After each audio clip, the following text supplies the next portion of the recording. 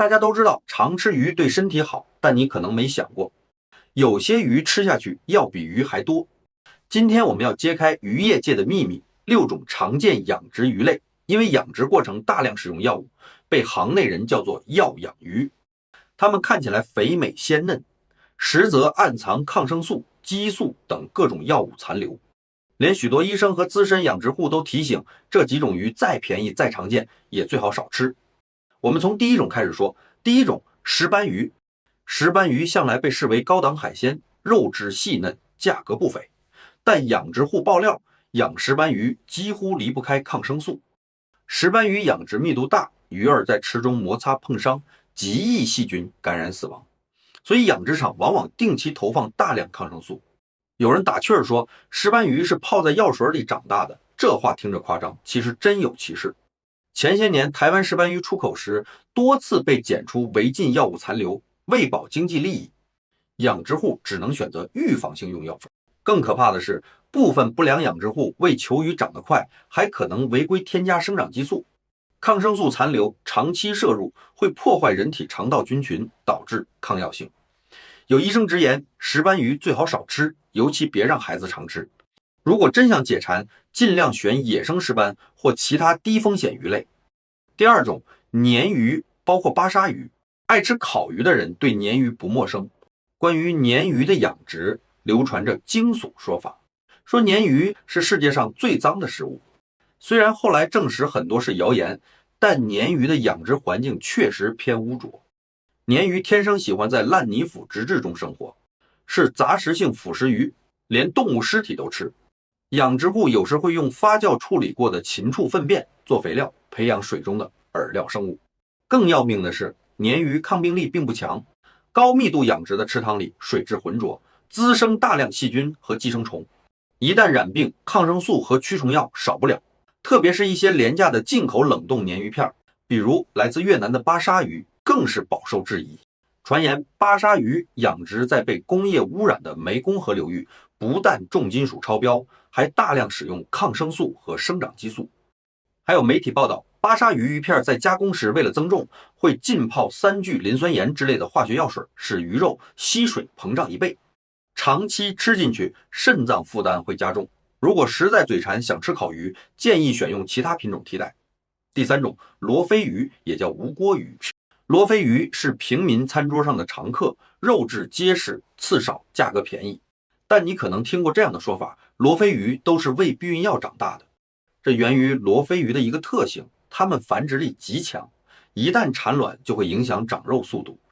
过去有些养殖户为了让罗非鱼少生小鱼多长肉，在饲料里掺激素，让雌鱼不排卵，甚至直接把小鱼变性成公的。早年确实存在这种做法，不过现在大多数地区已禁用正规养殖场，采用选种杂交就能培育高雄性鱼苗。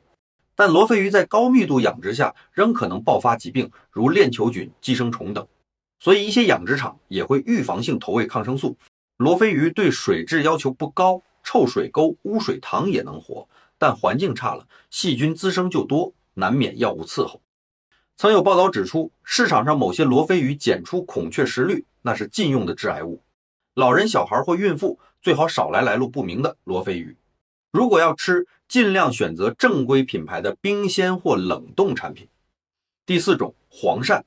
有的人爱吃红烧鳝段，有的人却谈之色变，因为坊间盛传黄鳝是避孕药养大的。这个说法从2000年前后开始流行，直到今天仍阴魂不散。早年一些养殖户为求成功，尝试在饲料里添加人用避孕药，期望抑制鳝鱼的繁殖，让生长更快。但水产专家透露，喂避孕药的黄鳝一开始似乎胖得快一点，但1-2个月后就大量死亡，高剂量组死亡率高达90%。避孕药催肥黄鳝完全得不偿失，养殖户很快就不这么干了。不过黄鳝的问题仍然值得关注。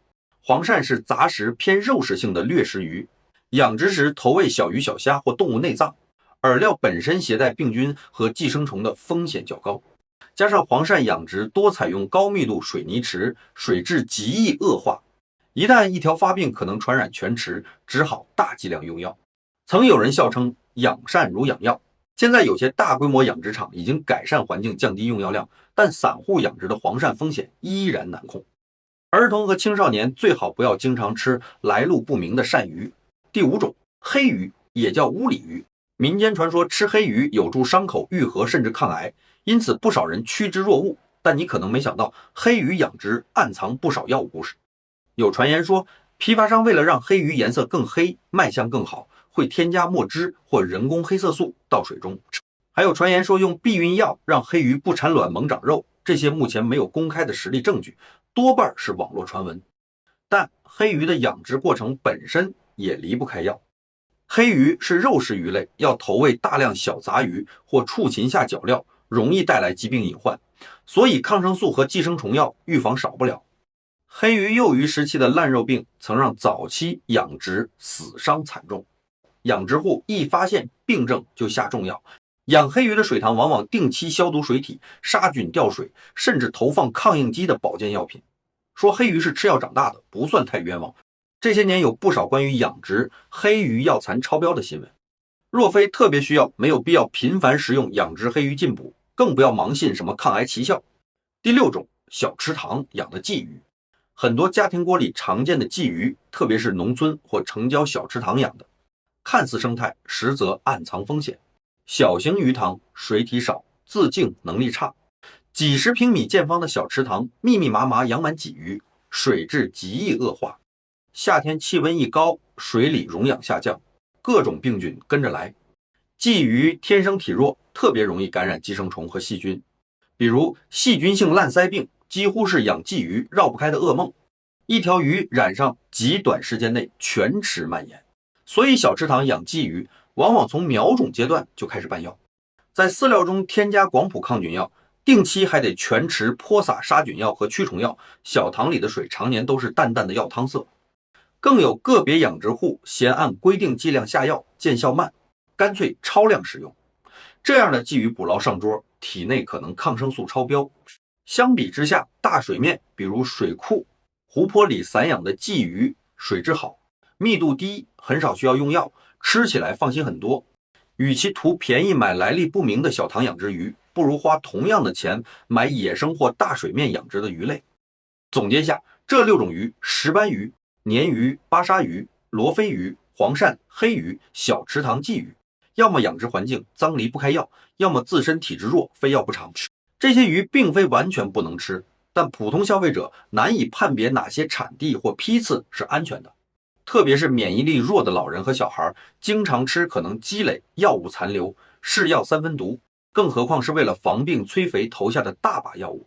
我们不妨参考那些注重健康的专业人士的做法，少吃这些风险鱼种，即便吃也选信誉好、检验合格的品牌产品。平时尽量选择野生深海鱼类或低密度无药养殖的鱼类替代，虽然价格高些，但吃得安心，病从口入。